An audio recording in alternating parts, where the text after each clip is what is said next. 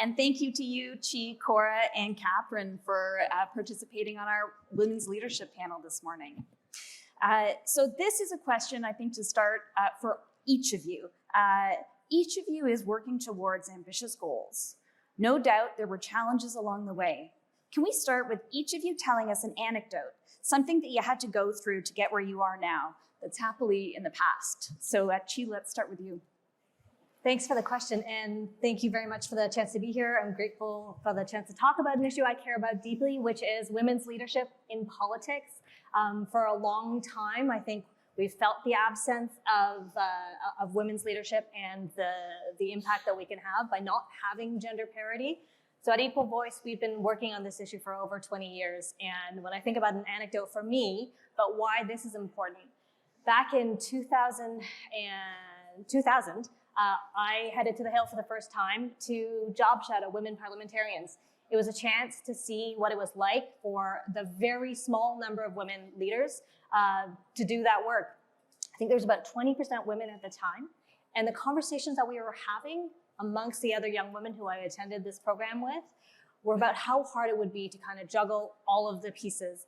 And I think we've done a lot of work to change the conversation, but we have much deeper work to do to make sure politics is a great place for everybody, not just women, but for all leaders and the work that you're doing to make sure our communities are well served. Cora. Miigwech. I think, when we're looking at Indigenous women's leadership, I'm here because of the woman that came before me. For my ancestors who would not stay quiet, who continued to fight for our rights, who continue to speak their truth as well as challenge the legal system here in Canada. So we're looking at, for instance, women's right to vote as an example. Many people don't realize that Indigenous women's specific right to vote didn't happen for over 40 years later. So non-Indigenous women had a right to vote, I think it was back in 1916, and then Indigenous women did not have a right to vote until 1960. So we're looking at, here in Canada and Indigenous women's experience, a lot of what people may see is that, missing and murdered Indigenous women and girls, human trafficking, sexual violence, so a lot of victimization. But what we're really not talking about or recognizing or seeing is our leadership.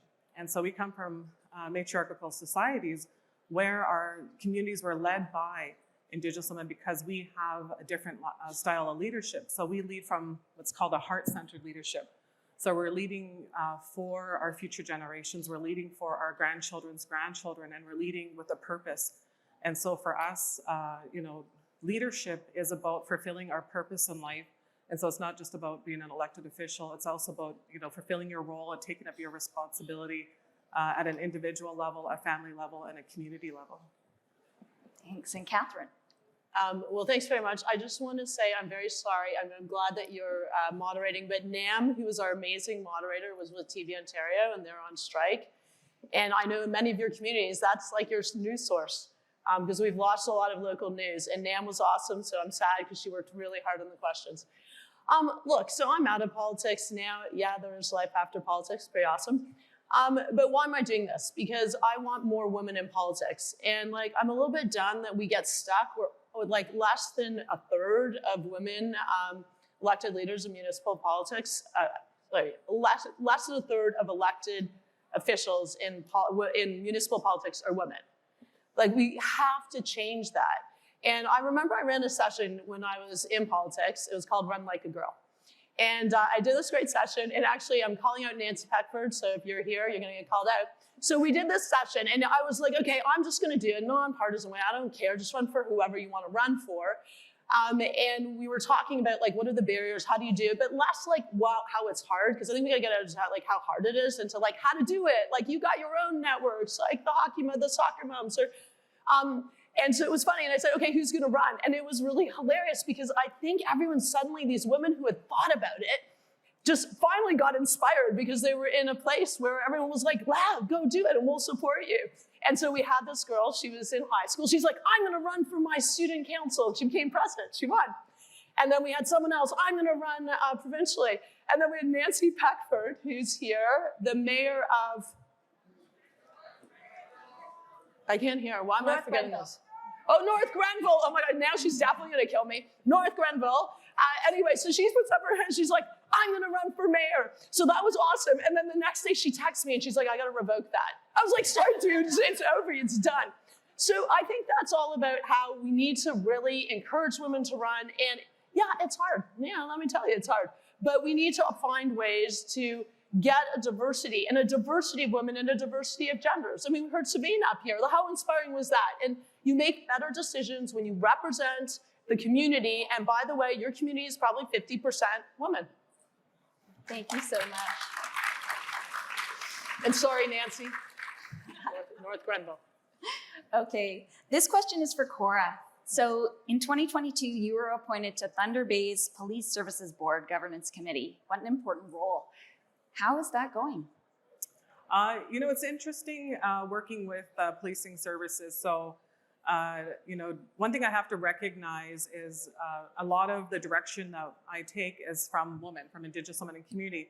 And in particular, working with survivors of human trafficking, they were, you know, very adamant that we build a relationship with policing services because they are the ones who are there operating 7 days a week, 24 hours a day.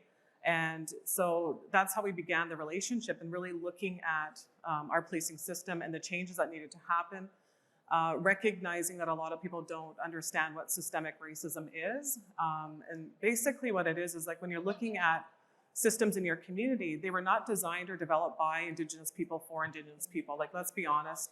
They were designed, you know, probably 100 years ago, and they were actually designed to discriminate against Indigenous people. So unpacking that level of systemic racism, people think it's like an individual act, but it really is at a systemic level. And so working with policing, something that we've realized is that we as Indigenous women are either over-policed or under-policed. And so we're in that space. And so we're always about taking up our role and our responsibility once again. So when the opportunity came up, really don't, you know, once again, it was taken away from my family life because it's a very important role for us to take on. And, you know, survivors have told us we needed to build this relationship. And so that's what we do. And I think, you know, Thunder Bay has become famous. I guess many people in this room, I'm sure, I've seen many of my fellow community members are here today. And I'm proud to represent our community of Thunder Bay and in the north. And I think it's like everybody wants to look at Thunder Bay as being, you know, an area for change. Yes, but also so is every other policing service across Ontario as well as across Canada. So when you have the National Inquiry into Missing and Murdered Indigenous Women and Girls who spoke about this, you know, the recommendations that are coming to Thunder Bay are also very applicable to every one of your communities. And so I would, you know, challenge everybody here to look at, you know, what are they doing to create safety for Indigenous women in their community? Because I can guarantee you Indigenous women are not safe in any of your communities unless you have a community safety plan and have included Indigenous women into that planning process. Thank you so much for that. And as part of the new partnership between ONWA and AMO, I think we're really excited to invite you to participate on AMO's policing task force to be able to do the work together. Yeah, happy to join. So this question is for Chi. How do you go about convincing women they must run for office? It's a great question, and I think it's one that we ask all the time at Equal Voice. We've been doing it for the last 20 years, and I would love for the day for when women just put up their hands and say, yes, worthy to lead, ready to govern, and ready to make sure our communities have what they need. So we know that women need to be asked multiple times and invited many times. This is anecdotal, but also proven out in evidence. So we make that ask, and we have a truthful conversation. I put my hand up and I ran in 2022 provincially and did not win, but had the most incredible experience connecting with communities and meeting the constituents of the riding I was running in. It was an incredible privilege to get to do that. And I think if more women talk about what's involved, it was not easy. I had 2 kids who were 7 and 4 at the time. I didn't see my husband for 3 months. It was, you know, and that was just the campaign part. I think we have to talk about the challenges, but also recognize the deep privileges that come with the opportunity to serve. And we have to keep asking women and showing them they are the organizers, they are the community leaders. They're the ones who are deciding what equity looks like in accessing soccer field pitches, right? Like, they're helping to make those decisions every day. We need to transfer those skills to all kinds of parts of our government. We just have to keep asking over and over. That's great. Catherine, I feel like I'm looking forward to your answer to this. Why do you think women have to put up with so much more BS than men? What are you talking about? It's awesome out there. Well, actually, since the Climate Barbie movie, I feel super vindicated. I'm like, it's kind of funny because I never played with Barbies growing up. My mom never let me play with Barbies. And then I was like, why the hell do they call me Climate Barbie? And I was like, oh, you think I can't do things? You're trying to make fun of me. And now I'm like, it's just awesome being Climate Barbie. I'm just going to own it. It's a really interesting question. Like, kind of what the heck? Like, it was funny when people started, like, I mean, like a very small subset of people who dwell in their basements or like, and bots and organized campaigns. But like when people started attacking me, I was like, dudes, like all I'm trying to do is tackle climate change. Do I have to take on being a woman too? Because of course I'm a woman, of course I'm a feminist, but I'm just like trying to do stuff. And I mean, I think there is a small subset. And first of all, I want to say thank you to the men who are here because this can't just be a women conversation. Like, very important that you have the support of men. I was very lucky to have the support of a lot of guys and a lot of women and a lot of Canadians. But I think there are folks who are threatened still by women. And like, there's a lot going on in society and you can say like, there's been a shift and all these things, but it's just not okay. And I mean, I think about it a lot. This is why I'm happy to do these kind of panels because I'm like, I was a high profile minister who in the end, like I had to push pretty hard, but like I got support, I got security. It sucked. And that's not why I left, by the way. I was gonna stay in because I'm like a fighter. So I'm gonna stay in, but then I decided, okay, I actually want to tackle climate change. So that's why I left. I don't want people to take the wrong conclusion of me leaving politics.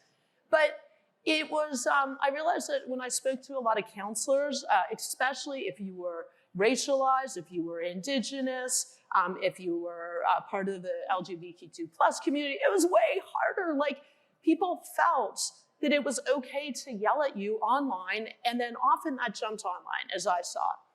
And I think we need to provide real support. Like, I don't live in a fake world where we all just like say kumbaya and it's all gonna be better. That's not what's gonna happen. What's gonna happen is a bunch of things that have to happen. Social media companies, it's unacceptable that they allow this to go on online. And by the way, if whatever the hell is called X or whatever takes away block function, I'm out. And when people say, oh, you shouldn't be allowed to block people because it's freedom of speech, that is absolute bullshit. It is not freedom of speech. That has nothing to do with freedom of speech. But we need to provide support for women. I mean, and politicians, I think post-pandemic, we've especially seen, you guys have all experienced it. I know, angry constituents, banging at the door, screaming at you. We can't have that. That's not safe. Like, literally, it's not safe. And people, including the police, need to take it very seriously. I wanted to shout out Chief Slowly, who is our police chief in Ottawa. He was the one who was really supportive of me, personally. He's like, you call 911, we are there. When I felt like I wasn't getting a lot of support from other people because I had people hanging outside my house and I have kids. But I think like this is also calling it out. So I waited a long time to call it out, and I don't call it out all the time. Like, it's kind of boring to do that. I got other things to do. But calling it out, I realized, was powerful because I had not just women saying to me, this is not okay. I had men. I had like dads saying, you're a good example about how to stand up to bullies. And then I had women counselors and folks like, I mean, anyone who receives that kind of abuse and hate saying, yeah, that's not okay. That's not Canadian. And we're gonna make it unacceptable for people to do that. And it kind of sucks that we have to do all this while just trying to do nice things in our community. But I think right now that is the mood. And I think we all need to be very thoughtful. I mean, one, safety first, but two, if you want to attract talent, you want to attract the best people, you need to make it a place that is actually a place where they feel like they're going to belong and they're going to be able to participate in a way where their safety isn't threatened and they're not going to get all sorts of online hate. Thanks so much. I think both your insights there and Cheese, I think are going to be really helpful takeaways for AMO as we work through our Healthy Democracy Initiative. Shifting gears a bit, let's talk about leadership more broadly. So again, Catherine, you talked to us about the work that you're doing on climate this morning.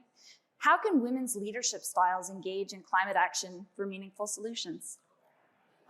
So first of all, I want to recognize an amazing woman, Lieutenant Governor. Liz Dowdeswell, you probably know her because she goes to all your events. She goes to every event. She listens to everyone in your communities, and then she reflects it back. She really is the best of Canadians, so thank you very much.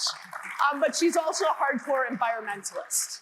And when I look locally, I look globally, there's a huge core of women out there pushing, whether it's like the mother in the community because she's worried about her kids fighting for cleaner water or for the green belt, or it's women internationally at the negotiating table pushing for more ambitious climate action, or the Indigenous women in their community, the medicine keepers who are fighting to protect their land. I see this everywhere. I started an initiative, post-politics. I had women kicking it on climate in politics, but I felt like I had to rebrand because the government might be mad at me. So I called it Women Leading on Climate. And so we bring together women, young women, grassroots women, women leaders together to act. And I've just seen that there's just, women kind of get it. I know you get it, men too, but women are like moms. Like when they look at their kids, they're like, what the heck is going on? Or where they're worried about air quality, or they're worried about this extreme weather. And often they're like, we're just gonna be practical, right? Like this isn't airy-fairy stuff, it's actually like do stuff. And so I just think it's really just activating each other. I mean, of course, men too. We need men too. Everyone needs to be working on climate. It's the thing. But I think that women coming together, not just talking about your experience, but like, what are you doing? What are you doing? What are you doing? Because that's what we did. We brought all these women together and they're like, I'm gonna help you. I'm gonna help you. You're a girl. You're like an Indigenous way. You're doing this. And this network can be very, very powerful to actually support and amplify voices, because often you do not hear women's voices. I saw this. By the way, an interesting fact that maybe that you may feel this if you're on council, at the climate negotiations, they looked at the difference between how long men talked and women talked. It was men talked 3 times as long as women at the climate negotiations. So we need to give equal voice to women too, equal voice. That's great. Well, and talking about equal voice, how do women's contributions in elected offices bring about positive change in Canada? I think it's been phenomenal and very interesting to see. And we are a multi-partisan organization. We want women from all stripes to jump into the arena and take on politics as a opportunity. But it did make a difference having a gender balanced cabinet, because it meant that the conversations around childcare advanced, I think, in a way that would not have happened otherwise. So there are policy implications when we have different folks around the table, and that's a good thing. I want grandparents governing. I want people with different lived experience, because we're going to build better policy outcomes with all of that consultative approach and that wisdom at the forefront. Thanks so much. Cora, you touched a little bit on this in one of your previous answers, but what does this country and this province look like to you with meaningful Indigenous leadership across many sectors and levels of government? Yeah, no, that's a great question. When you're looking at what is, meaningful relationships, so we can't do work together unless we have a relationship together. And that relationship must be respectful on both sides. And we have to be able to have a relationship in order to make change happen. And it has to happen from the community up. So if we really want to activate any type of change in our society, it has to be done from community up and not from top down. That's where the change happens. So if you look at ONWA as an organization and what we do, so as an example, we helped support over 200,000 people across the province of Ontario last year alone. That's 1 year's worth of work here in the province. And some of those numbers, what it translates into is, helping survivors of human trafficking to safely exit trafficking. It also looks at numbers of us supporting new moms through our Indigenous Healthy Babies, Healthy Children program, or our Nadawan Housing First approach, which is one of the very few Indigenous women-specific homelessness outreach programs, or GLADU program. So we have example after example of business cases where we're saving the province literally hundreds of millions of dollars every single year through our programming. So we've developed the data, we've developed the approaches that are working. And so we're really about role modeling Indigenous women's leadership in what we do. And we do this through our chapter organizations across the province, which are Indigenous women's organizations in many of your communities that are here. And so unfortunately, a lot of what we look at is Indigenous women's work is largely unfunded and unrecognized. Really looking at investments into Indigenous women's leadership into the community. So a lot of what I do is I'll do a different analysis. Is kind of what you're talking about around like how many women are in leadership positions. What I like to tackle is budgets. I like to look at the federal budgets, the provincial budgets, municipal budgets, and I look at where is the investment into Indigenous women's safety as an example. And because I always find when you look at what a community is prioritizing that's important to them is typically reflected in their budget. So if you really want to look at change, we're looking for allyship and we're looking to, for reciprocal relationship building. Start to look at your budget, look at what are Indigenous women facing in your community. And we're happy to help and build that relationship and speak about it, particularly because 88% of Indigenous women here in Ontario live off reserve, which means we are living in urban settings, we're living in municipalities all across the province of Ontario and are needing services that meets our needs. And so, there's a really big opportunity here for us to look at making this change. Thanks so much. And I think that we've got another opportunity for folks to learn more about how to partner with Indigenous service organizations like ONWA on the ground in their communities as part of one of our concurrent sessions today. Talking about different styles, Catherine, how would you typify women's leadership style? I mean, these questions are always really hard because women have very different styles. I think I'm the super most direct person, like try to be like, just call it as it is. And some women have a different approach. And I think it's hard to generalize. I mean, I would say though, I find women tend to be very practical, like as a style, because they're coming from your own learned experience. And your own learned experience, whether it's a mother or a caregiver, as an auntie or as, a grandmother, or all those experiences are they're different for women. And you're often on the front lines. A lot of single moms. I actually meet a lot of single moms who are on council. I'm like, gosh, that is amazing. Like, how can you possibly do this while you have kids? But they really care. And so I think that's really important. But I mean, I think the challenges with women's styles is often women tend to be more collaborative. Like, I really feel like I'm a team player. I mean, look, I can shout out if I have to, do that. But sometimes it's hard to hear their voices. And I was talking to some women as I was just walking in the hallways. I was trying to get a feel like what's going on. What do you want to hear? And they said to me, like, just sometimes they need a little more space to actually make their point. That it's great that women are on council, but if they don't get a chance to get a word in, that's a problem. And actually I met some younger women and they said, if you're younger, it's worse.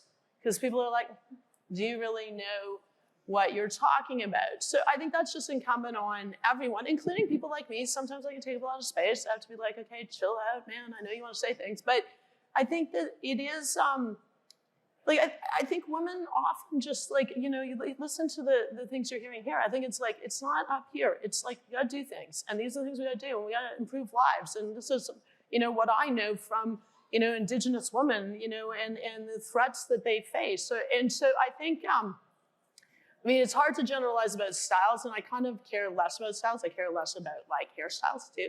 But I just care more about giving space for a diversity of people, including women, and especially women who often have not been at those tables, to actually come up with solutions. And they may be a bit outside the box, but gosh, we need some outside of the box thinking right now.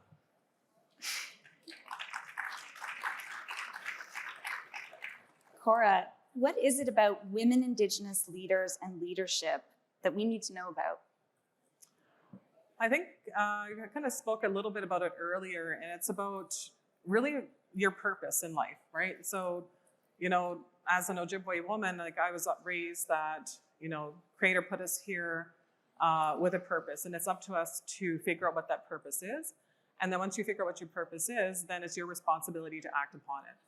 And so, when you're looking at, what is your purpose, if it's about the environment or, getting women into elected positions, or, I've lucked out being able to be in a position that aligns with my purpose, which is really looking at what the youth spoke about this morning, on looking at how we can make the world a safer place than when we entered it. And so, having to speak the truth, a lot of times people don't want to hear the truth, right? There's a difference between truth and opinions. And, always having to kind of speak up on issues around, what we're seeing on the ground in community, or having to advocate for, Indigenous women's agencies, Indigenous women's voice, because that's something that's really been affected because of colonization. And, with the residential schools, I know a lot of people are, just beginning to understand what that is, or, with the discovery of more children's bodies in the different schools all across Canada. But I was raised by residential school survivors. So for me, it was, it's part of our life as Indigenous people. But I also have to look at my grandparents, and as residential school survivors, they never allowed that trauma to define them of who they are. And so I always give recognition to my ancestors, to my family members, where it wasn't safe to be Indigenous in their life. And so because of them, I'm able to be here on this stage today, being able to be proud of who I am as a First Nations woman, and being able to practice my culture openly. And so, I've never thought in my lifetime, we would have a situation of, what people are calling pretendians, because nobody wanted to be Indigenous, growing up. And so suddenly now it's, cool to be Nish.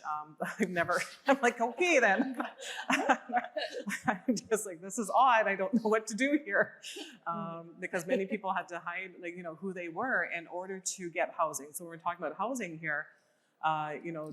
My aunties, I remember them, they would be looking at who was more Caucasian looking in order to go and have a house rented for the rest of the family, and then the rest of the family would come in after. So, this is all happening kind of within our generations, and I think the movement where we're going towards reconciliation and having open conversations and action is in the right direction. And so I see nothing but leaders in this room. I see leaders in here who are listening to understand and not listening to respond. And for that, I just want to say Chimigwech to each and every one of you. And so just from a practical perspective, how do you go about making that kind of heart-centered, collective responsibility approach a guiding principle in leadership? It's all about decisions we make today are affecting our children of tomorrow. And so we have to remember that, when we're looking at, the environment, I do have to agree, that's, one of the biggest things we have to look at, because when I was at the United Nations recently, and also in Rwanda at the Women Deliver Conference, what we're doing here in Canada is affecting the women in Rwanda in developing countries. And hearing kind of what's happening and seeing the impact directly, that's really where that heart-centered leadership comes from, is being able to look at decisions I'm making today are affecting my grandchildren's grandchildren, my grandchildren who I've yet to meet in this world. And so I think, there's a saying that I've heard is that we're the first generation to be feeling the effects of climate change, and we're the last generation to do something about it.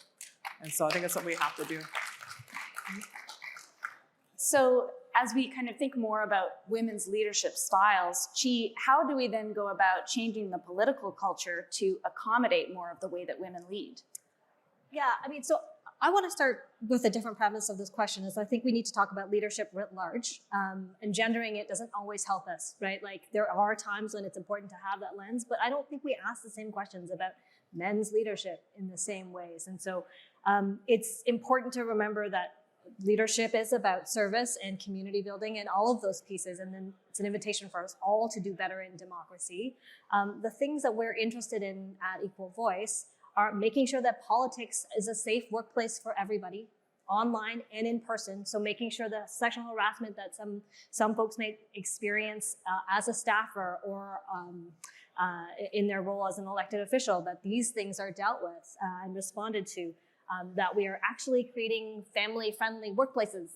So thinking about the hybrid changes that are coming forward in Ottawa, this is going to make life easier for some of the elected officials who are, men and women right now serving in Ottawa. And lastly, we have to think about that modernization. We've been running these kinds of political systems and our government on very old, dated software that was designed by men for men in the 18th century when there were not a lot of women and a lot of people we included. So that conversation about the kinds of political culture we need for the 21st century and the challenges that are in front of us, it's for everybody. It's an opportunity for all of us to step up and invite each other into community and service. So when we talk about these pieces, I think it's important to acknowledge that this is an everybody problem, and making space for that leadership is so critical for our collective future.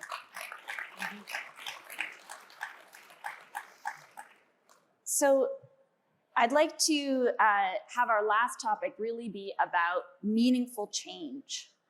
Women are often told, and this is a question for Catherine, that's the way it is, but it can also be about changing the way it is. Here's a tall ask: how do we change society? I feel like I want to swear, but I won't. No, because I kind of have this motto. I'm kind of like, no Fs. Like, you just change it by changing it. Like, it sometimes it requires courage, right? But there's courage in numbers. I'm not a traditionalist. I just never been, maybe because I'm Irish. Like, my grandfather fought for Irish independence. So I like a lot of the traditions. I don't, like, a tradition for the sake of tradition is not a thing. Like, we gotta modernize and we gotta do things that are hard. So take climate change. Like, we have to have real conversations. Like, fossil fuels cause climate change, so we have to reduce fossil fuels. That shouldn't be like laden with all sorts of judgment. Of course, we need to talk about workers and everything.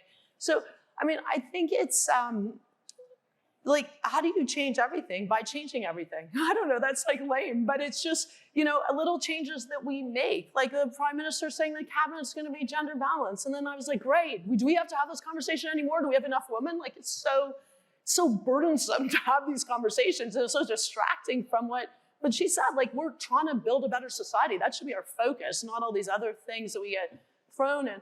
And so I think, like, all the different changes that we make that facilitate in this context, because we're talking about women entering politics, like virtual parliament. You'd think like, oh my gosh, some people are like, this isn't, what are you talking? We can never, virtual, people like coming virtually. I was like, sorry, like, what are you talking about? Everyone's on Zoom. We can figure it out. That doesn't mean that people don't go to parliament, but why should my cabinet colleague have to fly 5 hours with a 3-hour time difference when she has 3 children and aging parents? I was like, can we not figure this out, folks? And so I think all those little changes that you do, and I think we have to recognize, like, I don't think I was fully aware that you folks often, you have to have other jobs because you don't get paid a lot as councillors and mayors. Like, we have to think about that. Like, that's very hard, and that's especially hard. I know it's hard for everyone, but often for women. If you're like, we want to attract women who also have kids, like, those are the things. So I think all these changes that we can make, incremental change and then massive change. So I mean, I'm all about scale in life, but the way you get scale isn't always just up here. You got to do the things down here. So all I do is encourage folks, including you folks, band together. Like, look at how do you make your council more effective but also make it so kids, you know, the moms can go home, dads can go home and feed their kids at night.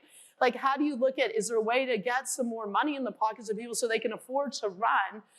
Like, all these changes are really, really important because they're consequential. And then you get more women, and then you'll get more changes. And that's what scale is. It's like little changes that grow into big changes. And then up here, it's up to governments and other people to actually enable those changes. So bottom up, top down, and like, just no Fs. That's a great message. And Change by don't tweet changing. that, because then my kids are like, Mom, why'd you say that? Actually, my mom says that, actually, personally. Chi, you made a really great point earlier about political forums as workplaces. So how do you change the workplace culture of Parliament Hill or Queen's Park or City Halls when it doesn't really see itself as a workplace?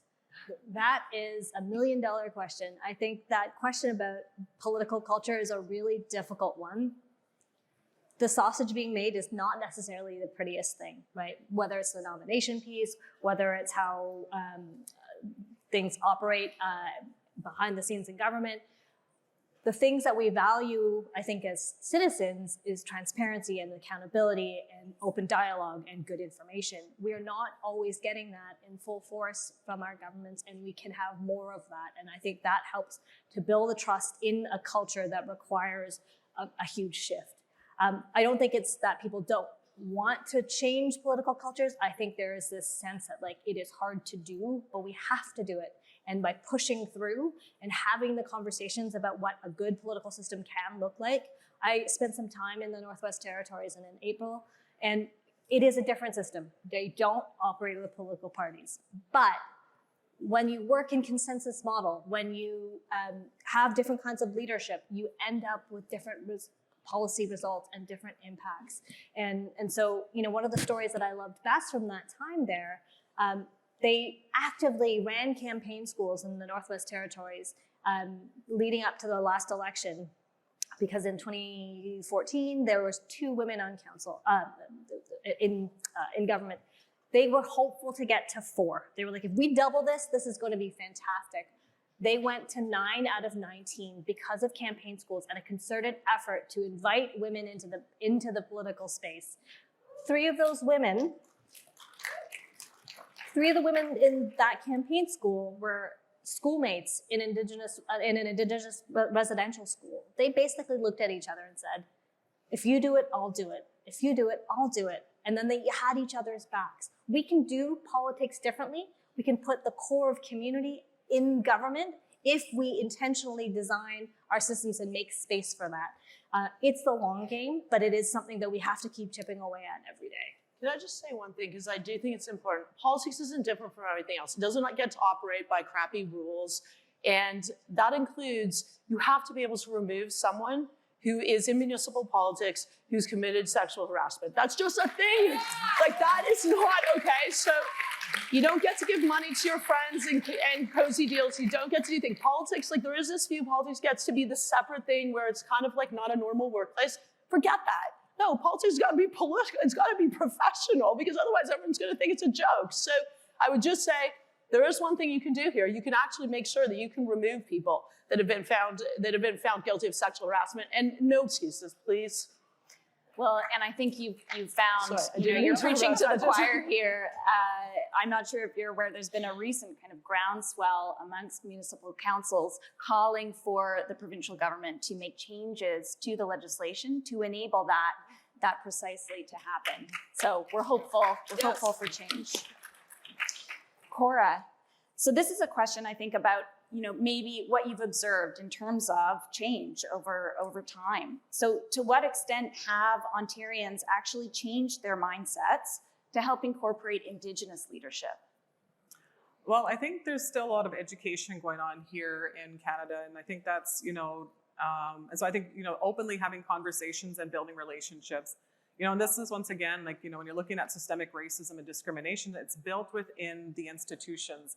And so, looking at the education institutions, for example, you don't learn about, Indigenous leadership, Indigenous communities, and how Canada was built on Indigenous value systems. That's not taught in schools. Like, you don't learn about the residential school. You don't learn about missing and murdered Indigenous women and girls. You learn about that through media and through relationships, or, self-directed learning.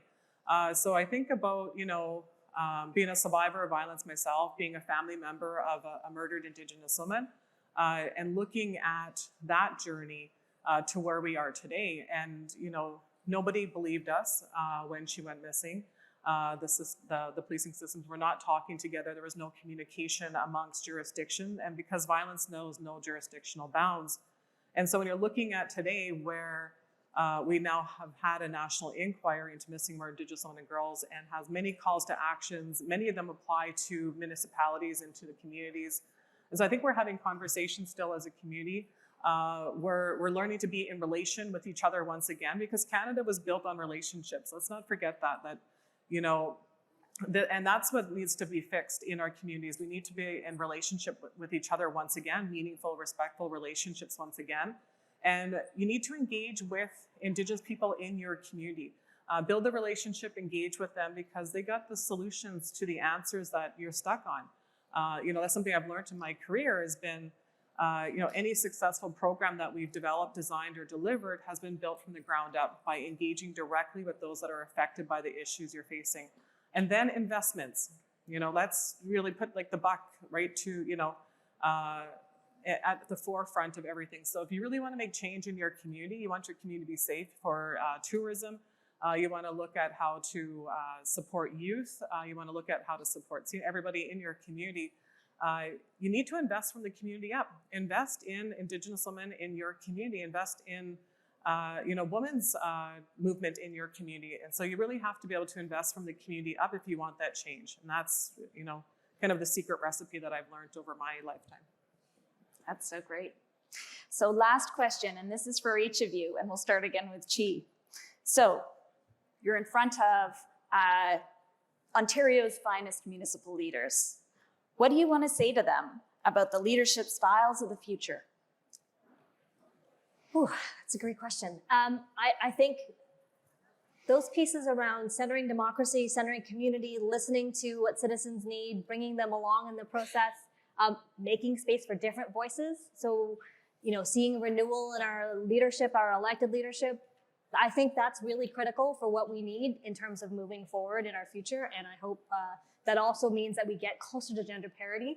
We have deep work to do at the municipal level. We can make space for more women. That's great for everybody. Wonderful. Cora? I think, I would say to be brave and bold. What would you do if you didn't have fear? Would you then challenge the status quo? Would you then challenge racist ideologies? Would you then challenge, the systems that you're working in and living in? I think, there's been this movement within politics, probably, during the pandemic and post-pandemic, and this fear is there.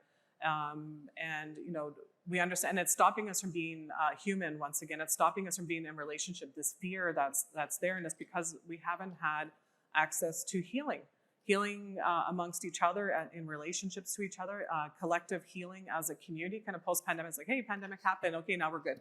It's over. Well, we just had an entire community that's been traumatized altogether. And so I think there's an opportunity for us to come out of here looking more collectively together. I think I'm a bit naive in that space, but I think that's what we really need to do is, I would highly recommend be brave, be bold, and live without fear in making change in your community, because that's really what the youth need and want to see. And Catherine?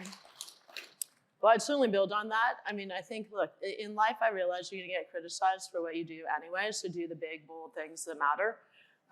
And that is going to inspire people because they want leadership. People are desperate for leadership, including political leadership, and ask a woman to run. Like, go ask her today, and then ask her again, and then ask her another time. And then guess what? We will have more women here next year. That's great. Well, thank you so much, Chi, Cora, and Catherine, for your words today and for your leadership in general.